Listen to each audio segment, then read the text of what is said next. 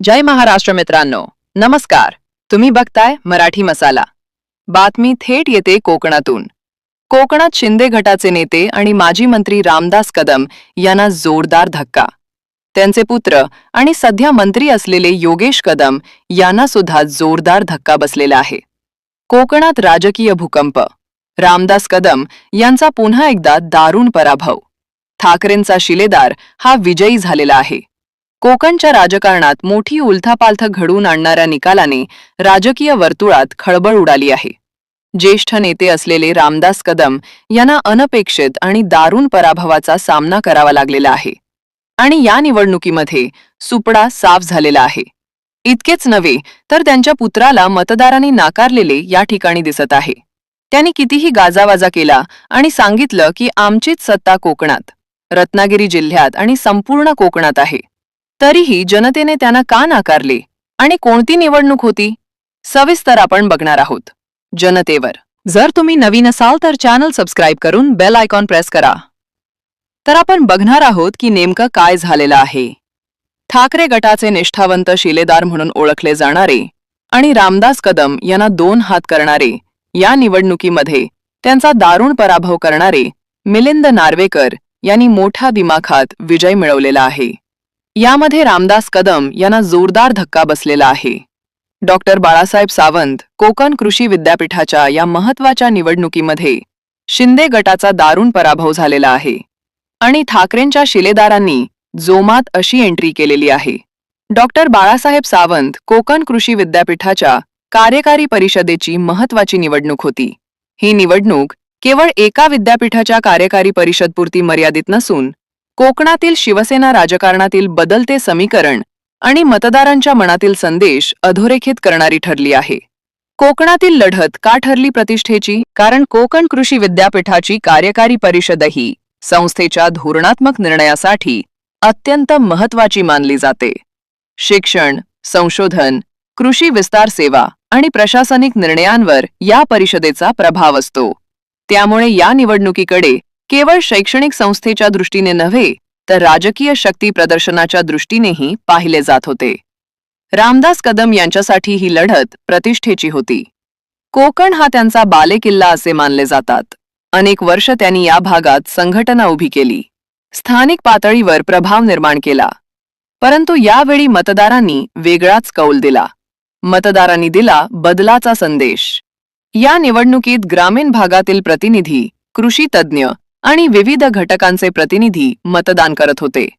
सूत्रांच्या माहितीनुसार मतदारांमध्ये असंतोषाची लाट होती. स्थानिक पातळीवर संवादाचा अभाव, कार्यकर्त्याशी दुरावा आणि संघटनात्मक तणाव याचा परिणाम मतदानावर झाल्याची चर्चा आहे. रामदास कदम यांच्या शिलेदारांचे पराभव हा केवळ व्यक्तीचा पराभव नसून त्यांच्या गटाचा पराभवाला बसलेला मोठा धक्का मानला जात आहे. त्यांच्या पुत्राला मतदारांनी नाकारल्याने हा संदेश अधिकच कोकणामध्ये स्पष्ट झाला. वंश परंपरागत राजकारणाला नकार दिला. ठाकरे यांच्या शिलेदार आणि विश्वासू असलेले मिलिंद नार्वेकर यांची ओळख ठाकरे परिवाराच्या निकटवर्तीय आणि संघटन कौशल्य असलेले नेते अशी केली जाते. त्यांनी शांतपणे रणनीतीपूर्वक प्रचार केला, स्थानिक पातळीवर संवाद साधला, मतदारांच्या समस्या ऐकले आणि विकासाभिमुख दृष्टिकोन मांडला. त्यांच्या विजयामुळे ठाकरे गटात जल्लोषाचे वातावरण आहे. अनेक कार्यकर्त्यांनी हा विजय निष्ठेचा विजय म्हणून संबोधला. विशेष म्हणजे कोकणासारख्या भागात मिळालेला हा विजय आगामी राजकीय समीकरणांवर परिणाम ठरू शकतो. कोकण हा अगोदर ठाकरे यांचा बालेकिल्ला मानला जायचा. तेथे सर्व आमदार, खासदार हे ठाकरे यांचे असायचे. परंतु दोन शिवसेनेत फूट झाल्यानंतर तसेच नारायण राणे यांची हकालपट्टी झाल्यानंतर शिवसेनेची तिथली ताकद कमी झाली होती. मात्र आता हळूहळू ठाकरे यांचे शिलेदार प्रत्येक निवडणुकीमध्ये जिंकले जात आहेत. ज्या काही नगरपंचायत, नगरपरिषद आणि पंचायत समिती, जिल्हा परिषदेमध्ये सुद्धा ठाकरे यांच्या शिलेदारांनी चांगले कार्य केल्याने आता हळूहळू कोकणात ठाकरे यांचा बालेकिल्ला होत आहे. त्यामुळे आता महाराष्ट्रात शिवसेनेतील फुटीनंतर कोकणात संवेदनशील भाग ठरला होता. दोन्ही गटाकडून येथे ताकद आजमावली जात आहे.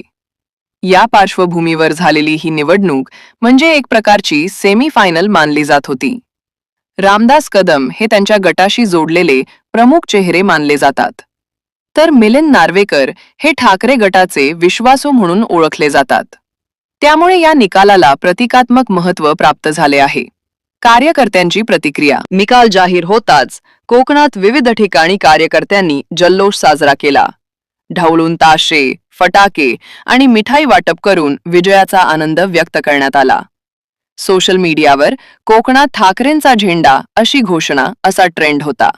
दुसरीकडे रामदास कदम समर्थकांमध्ये निराशा पसरली आहे. काहींनी आत्मपरीक्षणाची गरज व्यक्त केली तर काहींनी संघटनात्मक बदलाची मागणी केली. पुढील राजकीय परिणाम काय होणार ते आपण बघूया. कोकणातील यामध्ये रामदास कदम यांना धक्का बसल्यानंतर आता तिथे काय होणार? या पराभवानंतर कोकणातील नेतृत्वात फेरबदल होण्याची शक्यता वर्तवली जात आहे. ठाकरेंच्या शिलेदारांचे आत्मविश्वास वाढलेला आहे. हा विजय ठाकरे गटासाठी मनोबल वाढवणारा ठरला आहे.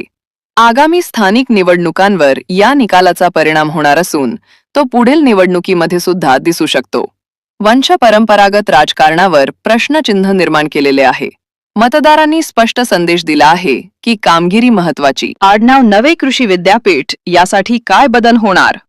कार्यकारी परिषदेवर निवड झाल्यानंतर मिलिंद नार्वेकर यांनी कृषी संशोधन, शेतकरी प्रशिक्षण आणि आधुनिक तंत्रज्ञानाचा प्रसार यावर भर देण्याचे संकेत दिले आहेत.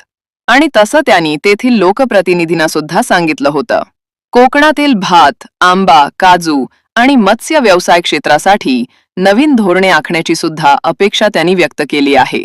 रामदास कदम यांचा हा पराभव त्यांच्या जिव्हारी लागला आहे, तर मिलिंद नार्वेकर यांचा हा विजय कोकणातील राजकीय समीकरणामध्ये मोठा टर्निंग पॉइंट मानला जातो.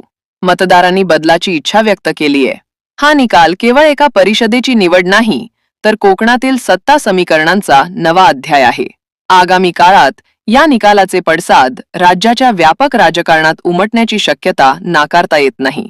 कोकणाने दिलेला हा संदेश आता सर्वच पक्षासाठी आत्मपरीक्षणाचा विषय ठरणार आहे. त्यामुळेच गेल्या काही दिवसांपासून या निवडणुकीची अनेक जण वाट बघत होते. आणि या निवडणुकीमध्ये ठाकरेंचे शिलेदार जिंकणार की राणे आणि रामदास कदम यांचे शिलेदार जिंकणार याकडे लक्ष लागलेले असतानाच मिलिंद नार्वेकर यांचे सर्वच पक्षात चांगले संबंध असून ते या निवडणुकीमध्ये आहेत. तर निवडणुकीचा काय होणार हे अगोदरच स्पष्ट झालं होतं. मात्र ते रामदास कदम आणि नारायण राणे यांची ताकद असल्याने यामध्ये त्यांचा पराभव सुद्धा होऊ शकतो. परंतु मिलिंद नार्वेकर यांनी यामध्ये दिमाखात विजय मिळवत डॉक्टर बाळासाहेब सावंत कोकण कृषी विद्यापीठाच्या कार्यकारी परिषदेवर त्यांची महत्वाची निवड ही झाली आहे. ही निवडणूक केवळ एका विद्यापीठाच्या कार्यकारी परिषदपुरती मर्यादित नव्हती. त्यामध्ये ठाकरे यांचे जे काही शिलेदार आहेत त्यांचा विजय झाला पाहिजे असं मनोमन अनेक शिवसैनिकांना वाटत होतं. आणि त्याचीच वाट बघत आज जो निकाल आला त्यामध्ये नार्वेकर यांची निवड झाली.